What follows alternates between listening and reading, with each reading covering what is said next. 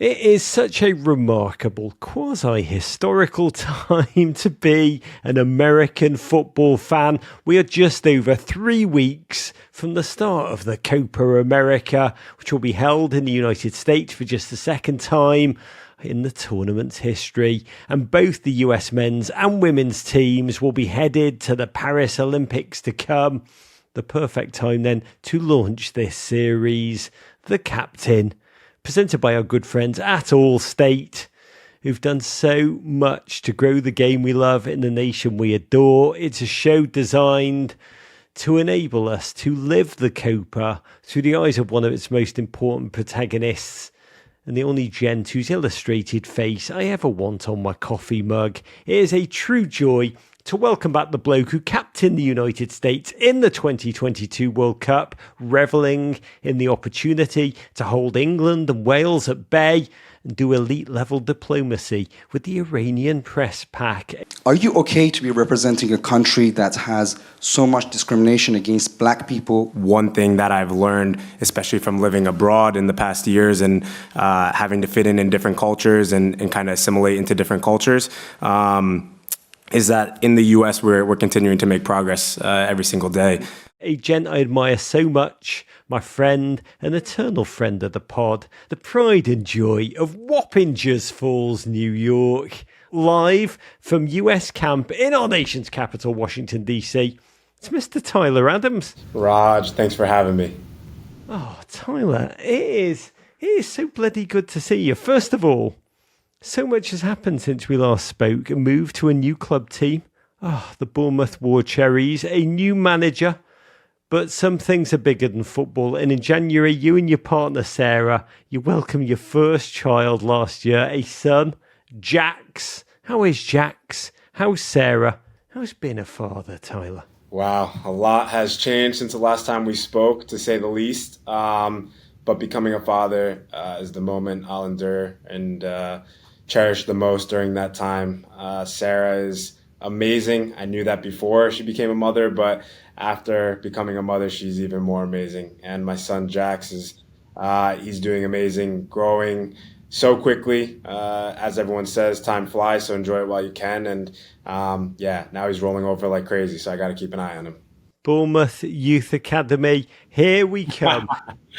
Playing football, it can be a very self-focused life. I mean, it has to be. A competitive elite athlete, a selfish life in many degrees. Having a baby, for most human beings, it's a profound moment. What have you learned about yourself and each other since you became parents? Because you told me it's been life-changing.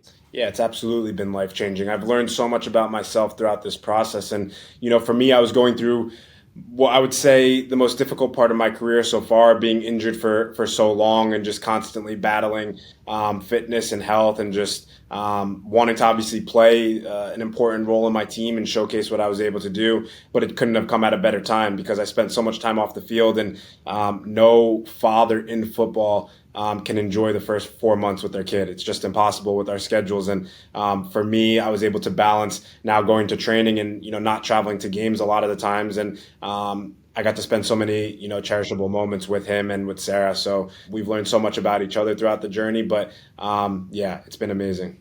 Out of darkness cometh light. I am interested, what's the most valuable piece of advice you've gleaned from this experience that you now dispense to all of your friends and to listeners who are about to become first-time parents? Yeah, for me, it's all about patience and perspective. A lot of times, especially in football, like you said, we're so hyperactive and, we put so much attention into the detail of the game and how we can improve ourselves. But, as soon as you have a kid, you're living life through their eyes. Every single moment's a first for them. So you want to make those first moments very special. And, for me, the patience with your partner is obviously super important because we're both learning this together. So, a lot of ups and downs throughout the process, but a lot more positives than negatives. Godspeed, and may that long be the case. I do think, I remember with our kids, when crying in the middle of the night or something, just to cherish even that moment, because as you say, it goes so bloody fast. Yeah. They'll all be tuning us out before you know it. But Tyler, we are speaking at an immense time for all who love the game. in the United States. You are back on US shores in this land of supersized opportunities, this incredible country that gave the world both Jack Harlow and high fructose corn syrup after spending the better part of the last 5 years living in Germany with RB Leipzig, and then in England, in Leeds, and for the last year on the south coast of England in that beautiful, beautiful coastal town of Bournemouth. We'll talk about all of that. But what's the first thing that you always want to do when you get back to our shores? What can't you find, can't you experience when you're on the other side of the Atlantic?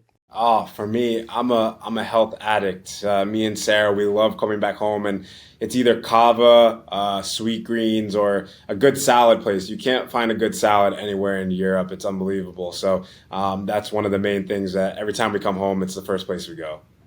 God bless. Tyler Adams-Cassay, wide net of possible endorsement opportunities. If Weston gets Chipotle, sweet greens, get on it and find this man.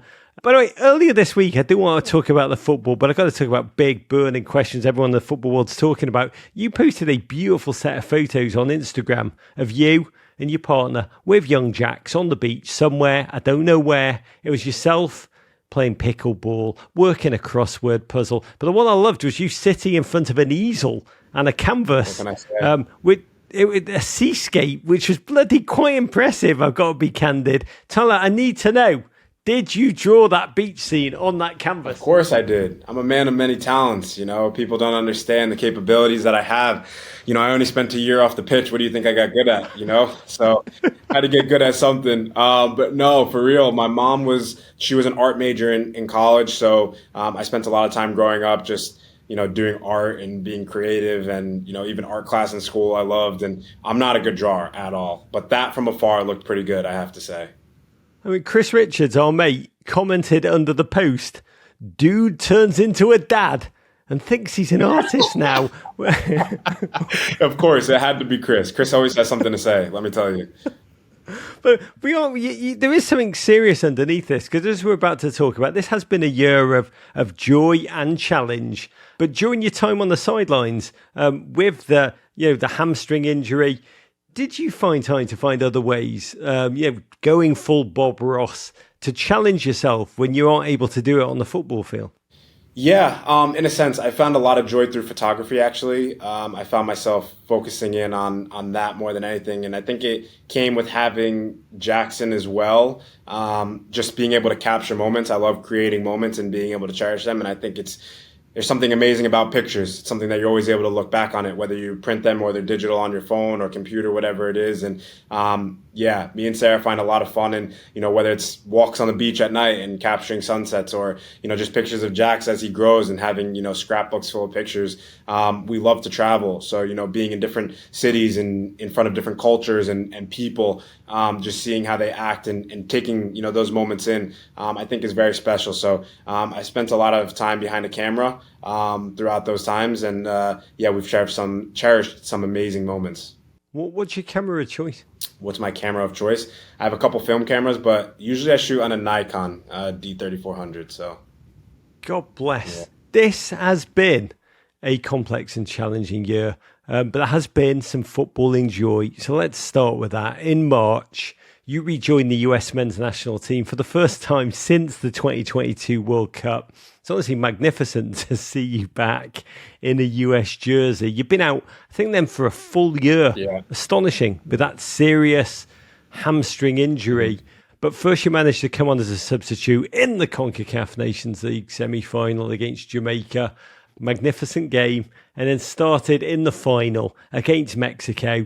And seconds before half-time, the magical Weston McKennie slid a pass to you. I mean, you're in the centre of the field pretty much, and you just decided to do something I've never really seen you do that often. You absolutely belted one from the logo. I mean, this was shot from a range that typically requires you to file a flight path. Tyler, take us to that moment. What went through your mind when you received the ball? I mean, so coming into camp, I was just in a position where, I don't hear the chatter, but I can believe what people were talking about. I'm sure just about obviously how I haven't been playing recently, how I've been obviously plagued by injuries, and just a lot of chatter that, for me, more than anyone, that's motivation for me and is always going to make me play better. And, I kind of laughed at it between me and my dad, just saying, like, it's impossible for me to have gotten worse in that time period. If anything, I was rested and able to come back a little bit stronger. So during those moments, although they were challenging, I just learned a lot about myself, and sometimes not thinking about football allows you to develop even quicker. So coming into camp, I was excited. I spoke with Greg, and, he actually called me the week before and he was like, how are you feeling? Do you want to come into camp and, just be part of the squad and train? And I was like, train? What do you mean train? Like, I'm coming in to play if I'm coming in. So we decided that I would be part of the roster. And I think when I came into camp, I surprised him a little bit with how good I was feeling and how I was playing. And the Jamaica game, the plan was that I probably wasn't going to play that much, maybe 30 minutes max. And yeah, we were able to obviously go down a goal and then come back and tie it late on. And then he had to sub me back out. And you could see the frustration in my eyes, I'm sure, of getting pulled in or going into a game and then getting pulled out. You never want that to happen. And then in the Mexico game, I was happy to start. And I think we just talked between the team that was probably the best option, because you don't want to waste the sub coming into a game and then going extra time possibly and then, going out. So starting the game, I knew I was going to play 45, and yeah, Weston is obviously a good player at unlocking teams. And when he gave me the ball, I'm sure he didn't think he was going to get an assist out of it from me shooting from half field, basically. But I was comfortable, I was confident, and I took a touch out of my feet, and the goal kind of just lit up in front of me. But those balls were flying. They weren't typical Nike balls or Adidas balls, and I couldn't tell you what brand they were, but they flew. So they probably made me look a little bit better than I actually am. Oh, CONCACAF with their like Sondico endorsement tie-in, got an assist on the goal. No Weston. When you said that Weston probably didn't think he'd get an assist on the pass, no Weston. He probably turned around and was like, you couldn't really miss after the quality of the pass I gave you. Yeah, exactly. Again, he's another one. These guys from Dallas, they always have something to say. So, yeah, I'm sure that's what he would say. You ran to the sidelines, tongue out, mobbed, as you should have been by your teammates. I was watching. I'll be honest, I was screaming on my television set. And then I wondered what you were feeling. A goal like that, with one of the final touches, you knew you were coming out of the game minutes later in a final against Mexico. But above all, Tyler, coming after everything that you'd endured, that you'd suffered, that you'd sacrificed, that you'd missed, in a final, I'm sure it felt great just because of that. But did it feel more because of everything that you've endured, that you've been through, all of the effort that you've had to devote to be ready just to get onto the field in the first place?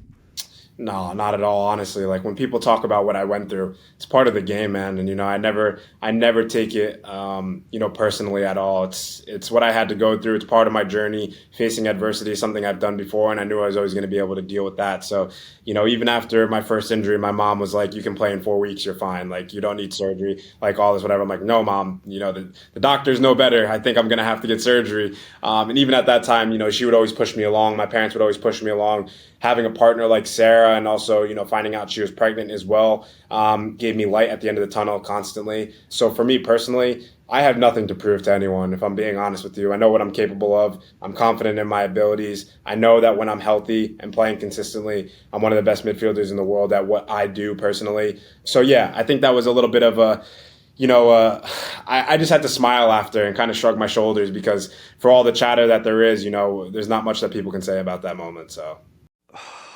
Joy, release, relief. There was the glory, lifting another CONCACAF trophy with your boys.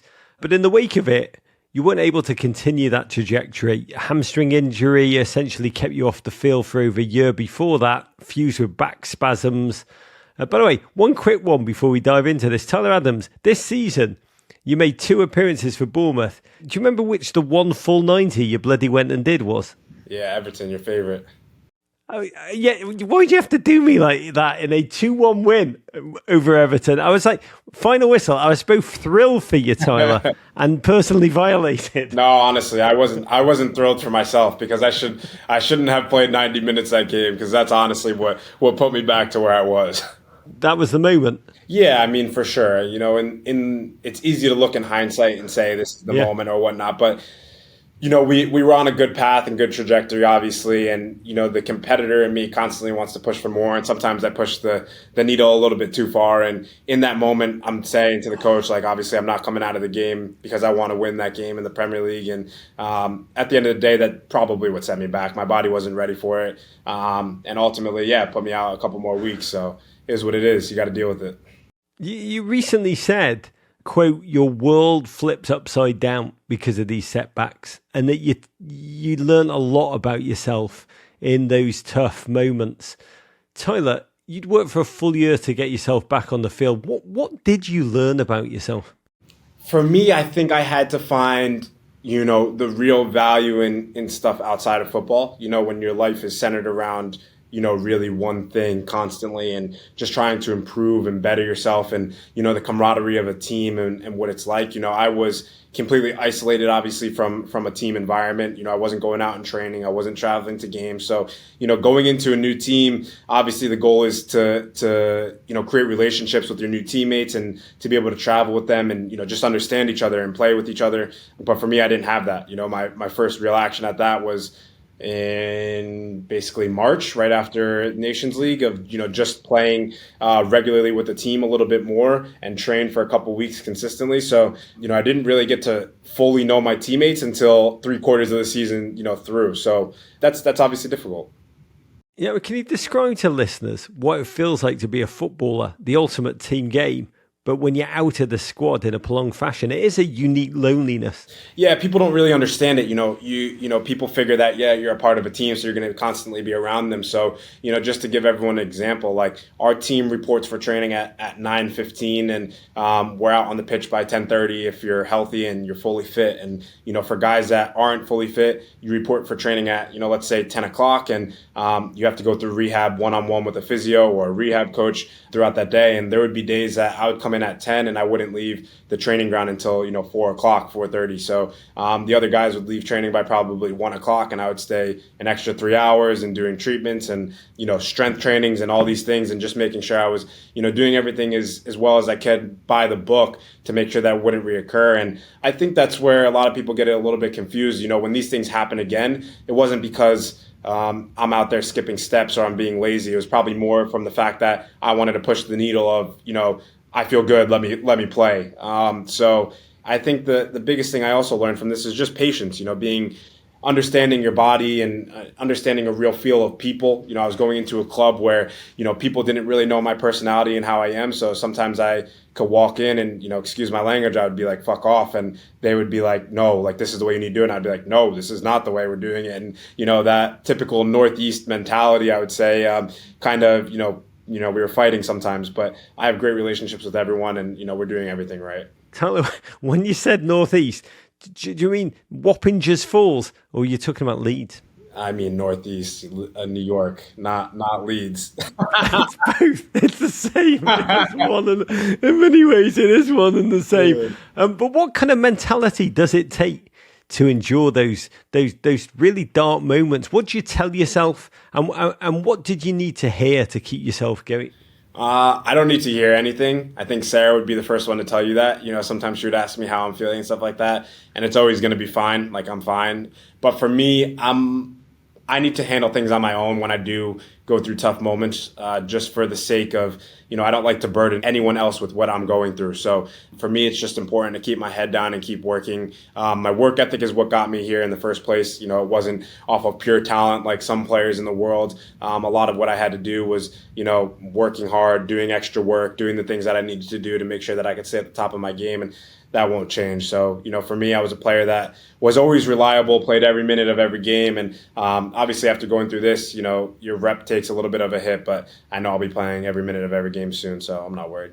I mean, it is a tension for you. Like, you are a full bore player. You are all in. Yeah. You're a full bore human being, Tyler Adams.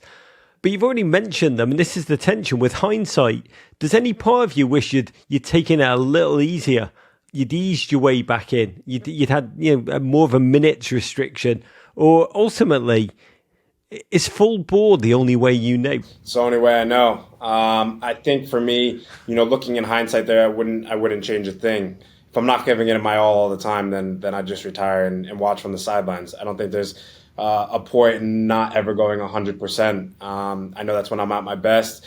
Even when I'm playing through pain or playing through anything, I'm always going to try and play 100%. Not just for myself, but I will never be the player on the field that's letting my teammates down as well, organization down, whoever I'm representing. So I want to make sure I represent everyone in the right way. And having a son now as well, I want to make sure that he understands what a work ethic is. So if I could be anything of a role model to him, I want to. Full bore dadding. We are speaking to you as you and the rest of your US men's national teammates have assembled in Bethesda, Maryland, to train together before a quite scintillating, I've got to be candid, pair of pre-Copa America friendlies.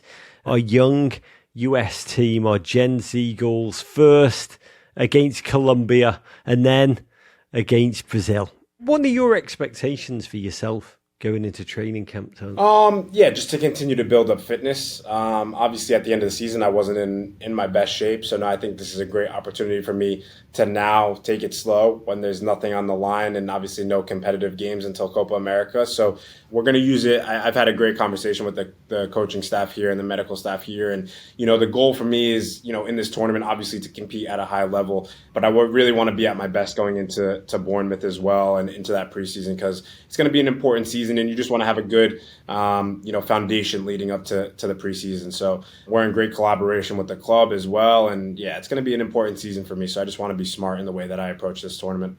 Yeah, I mean, we'll definitely talk more about that, but it is amazing. This camp is in many ways a luxury, unlike international windows during the season where you essentially have like 2 or 3 training sessions before you play the games. And then passports out and you're back with your club before you know it. You have a full 3 weeks to work together to build a culture together before the opening match of the Copa. Can you talk about this first week of camp? What's it like when you reconnect? Do you feel like you all just pick up where you left off after the Nations League win, or does it take some time for that culture to gel? It definitely doesn't take time for the culture to gel. I don't think we're thinking about Nations League. That's so far gone and in our back pocket. But I think looking forward towards this tournament, we all talk about the opportunity that we have in front of us. Another tournament format, another opportunity to compete against teams and quality opponents that we don't get to see very often. Being in CONCACAF, it's a rare opportunity for us to come against opponents outside of CONCACAF. So, now with great friendlies against Colombia and Brazil, we're able to test ourselves. But the marbles really lie in the games coming up in the group stage. So we have another, group stage that we need to navigate and be able to get out of. But for me, I really look at this tournament as an opportunity to, in knockout games outside of the group, to really test ourselves. In the World Cup, we came up against a great opponent in Holland. First game outside of the group. And you can tell in that situation, we were the younger side, a little bit naive at moments. We had full of energy where they were a little bit more composed, calm under pressure, but never really phased. They always thought probably in the back of their head that they were going to win that game. And I think that now using that experience and coming into this tournament, how in a knockout game can we take that experience and say, let's be composed, let's be relaxed, let the game come to us, and be able to navigate through it. So I think that's the exclamation point coming into this tournament for us. Do you immediately all just click back into like your rhythm, your relationships? Are you all in each other's lives via WhatsApp when you're in Europe? Like, is one of you like keeping that WhatsApp group chatting going? There's always one buddy who's that. Like, by the way, who is it? Who's the most active in the US? There's a couple guys, but to be honest, we always, coming into camp, feel like we're taking off right from where we left off. So, these are lifelong friends that I've had, and these are some of my closest friends in life, not just football. These are guys I've known since I was 12, 13. So from the age that you really start to make real relationships and friendships. So, the banter immediately takes off where it left off, and it will be good vibes. Most active in the WhatsApp group, it's Richards, isn't it? I mean, Chris is really active. The guy never puts his phone down. So either Chris or Weston, they talk to each other, honestly. I'm like, can't you take this privately somewhere? With the rest of you watching. Yeah. I mean, you do have these friendlies against Colombia and Brazil. I mean, they are pretty scintillating prospects. But what are you working on? What's the serious focus in that first week of camp tactically? What are you devoting it to? Yeah, well, this has been amazing because this is kind of a glimpse into the 2026 World Cup of, having a tournament in the summer where you're going to have so much time before your first game. So you have the opportunity to prepare for friendlies and whatnot. And, coming into this camp, one of the main focuses Greg has spoke about is, every single one of these teams in Copa America is good in small spaces, whether that's with the ball or duels against the ball. So a lot of what we've done so far, only having, I think we have a quarter of our roster right now. We must have 8 or 9 players in camp so far. And during that time, there's a lot of 1v1s, 2v2s, 3v3s, winning your duels, tackling, all these things that are going to be important and emphasized throughout this Copa America. So for us, it's not so much you can do with small numbers, but it's also about that buildup, making sure that we can reach maximum fitness going into the first game. Yeah, you're just one of the players who are trying to retain full match fitness in time for this tournament. Gio Reyna, goalkeeper Matt Turner, the iconic Tim Ream. Individually, if you reevaluated your goals based on everything you've been through and thinking about that pre-season, or you just, Greg, I want to play 90 and then another 90 and then another 90?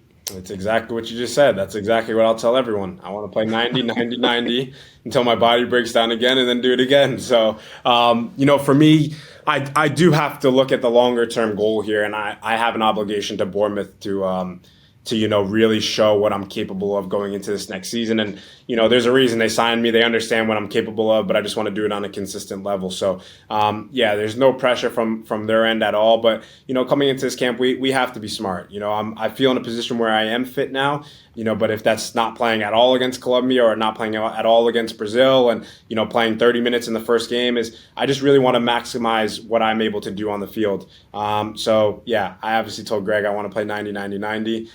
He said, you need to be smarter. So we're working on that together. If I was Greg, I'd just have you play 45 and make sure Weston passes the ball to you around the centre circle at about minute 44. I mean, you did tell me something interesting when we chatted earlier this week, talking about Bournemouth, talking about the importance of pre-season. You told me just how hard it is to play a successful club campaign without that proper pre-season. Yeah, no. For me, it's after the injuries that I endured, I always find it very difficult to come back 3/4 of the way through the season, obviously with no matches under your belt, and be able to maintain that intensity of the league.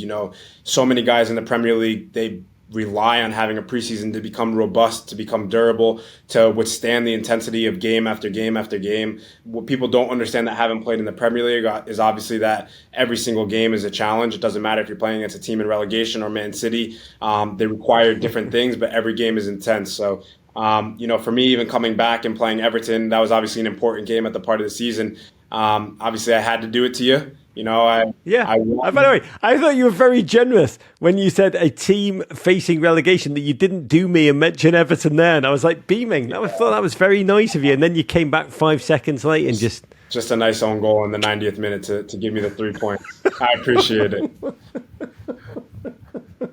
But that's essentially it. You need that pre-season. I think it's super valuable. When you're training with the team throughout the season and individually, it's hard to really ramp up the fitness that replicates exactly what it is to play in those games. So I think when you can have a foundation of 6 or 7 week buildup into the first game with, 4 or 5 games throughout that, and you can range your minutes from 15, 30, 45, 60, 90. And by the time the season comes around, you're just 90, 90, 90. I always find that a lot easier personally. Maybe everyone doesn't agree. Let's talk about the group for one quick moment. It is such a young group of footballers still. We joke that they are the Gen Z goals. Yeah. Tim Ream once told me that in the setting, he's almost like a parent with 20 plus kids. And at dinner time, Greg has a rule that everyone's got to finish eating before all the players can leave the table. And near the end of the meal, he just feels all eyes on him because everyone leaves it to him to make the decision about when it is appropriate for them all to get up. Can you talk about that culture, that youth culture in which leadership has to be forged on the field and off it? Yeah, well, Tim's not a father figure anymore. He's more like the grandfather because everyone has kids on our team now. So For us, that culture is super important. I think having the group of players that we do have, along with a few veterans, in that group as well, that we can lean on for different experiences. When people look at me and, talk about the captain and how I feel as a leader and all these things, there's so many people on this team that I rely on for different things. Christian has different experiences than I have. Tim has different experiences than I have. Greg has different experiences than I have. And through conversations, we always find a happy medium of, what the balance in the team needs to be. But the culture of our team is amazing. That's the first thing that Greg spoke about when he took over now 4 years ago. Is it already 4 years? 3.5, 4 years? 5 years. Oh my God. 5. Jeez, it's a long time ago. Feels like yesterday that he was playing. You were I think you were like 12 when he became manager. I just remember he was playing me at right back, but no longer. So Tim Ream was 47 when Greg became manager. That's how long ago it was. Oh man, yeah. But no, this culture that we have in the team. The amazing thing about our national team, and I even speak to other guys sometimes, and we're so excited to go into camp every time there's an international window, and I don't think it's like that everywhere. So we're building something special. There's one gent who will not be there, Serginho Dest, sidelined for a couple of months after tearing his ACL during training with PSV Eindhoven in their title-winning season. What does it mean for you to go into this tournament without Serginho? What do you lose without him in the lineup other than the nutmeg count?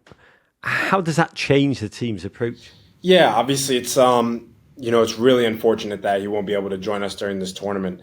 But I'm happy that his rehab part of everything is going well already. I sent him a text immediately after because, again, I know some of the moments and the lows that you'll go throughout, a rehab of any sorts. It could be, 2 weeks, it could be 2 years. And he's kind of right in the middle of that. So he had so much success this season, and it was great to see him, really find his feet and do what he's capable of. And, the value he adds to this team is unlike anything else. Obviously, his attacking qualities in the team are unbelievable. And with that, he's added so many defensive qualities to the team. So we're going to miss him throughout this tournament. But I think the most important thing is, again, that long-term goal. We want him healthy for 2026, and he's going to be in a position to do that. So. When you mentioned that Greg used to have you at right back, ... I will say no more. But Stop. Can we say something lovely? That you have not just a healthy Christian Pulisic, but an intensely happy, just potent Christian Pulisic. Honestly, he's been the best crossover of Pennsylvania and Italy since the Wawa got a Panini press. He's had an incredible season at AC Milan, 15 goals, 11 assists, all comps. He was named in the best 11 of the Serie A. Tyler, when Christian is at his best, what does he bring to this team? Can you put that into words? Oh, it's one of my best friends, so I got to speak carefully. I don't want to hype him up too much. I got to keep him humble. But no, for me, it's pretty simple. He's one of the best in the world in his position when he's fully healthy, and I think that really became evident this year. The numbers that he was putting up, I think a lot of people would do the eye test and say, "Wow, he has the potential to be one of the best in the world." But after adding the numbers and statistics this season and playing every single game, I'm not sure he missed any games. It is so clear to me that he's one of the best in the world in his position. So, for me, the qualities that he has, dribbling one-on-one, beating a player, his soccer IQ is through the roof. He understands the game so well and reads different situations so well. And I think the amazing part of this was, if you asked him tomorrow, he would say that, he loves playing on the left side of the field. He's so comfortable there. And he did this all playing on the right side of the field. And I think that in football, you have to be constantly evolving your game, and you saw him evolve and take another step this season. So I'm super happy for him. There's no one that deserves it more because I don't think people understand what he goes through and, the magnifying glass that's constantly on him at the level that he's at. So I'm super, super happy for him.